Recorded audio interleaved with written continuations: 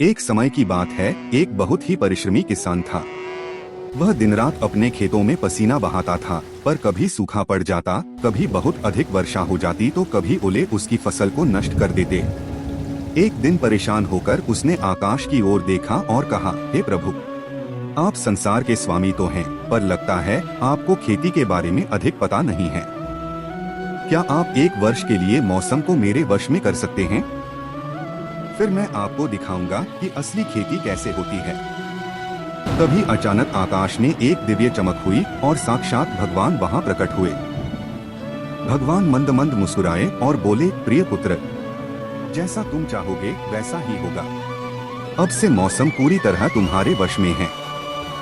उस वर्ष किसान बहुत प्रसन्न था। जब उसने चाहा तब वर्षा हुई, जब उसने चाहा तब सुनहरी धूप निकली।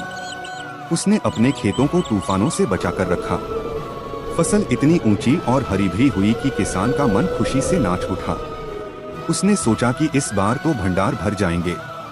परंतु जब फसल काटने का समय आया और उसने गेहूं की बालियों को हाथ लगाया तो वह दंग रह गया। बालियों के भीतर अनाज का एक भी दाना नहीं था। सारी बालियां भीतर से खाली थीं। किसान वहीं खेत में बैठकर रोने लगा और चिल्लाकर बोला, प्रभु, यह क्या हुआ? मैंने तो हर चीज का ध्यान रखा था। भगवान फिर से प्रकट हुए और मुस्कुराते हुए बोले, पुत्र, तुमने पौधों को संघर्ष करने का अवसर ही नहीं दिया। न तो वे कड़कती धूप में तपे और न ही उन्होंने तूफानी हवाओं का सामना किया। जब तक वे इन बाधाओं से लड़ते नहीं, तब तक उनके भीतर दाना भरने की शक्ति ही पैदा नहीं होती। संघर्ष के बिना सब कुछ भीतर से खोखला रह जाता है। किसान को अपनी भूल समझ आ गई और उसने भगवान के चरणों में सिर झुका दिया।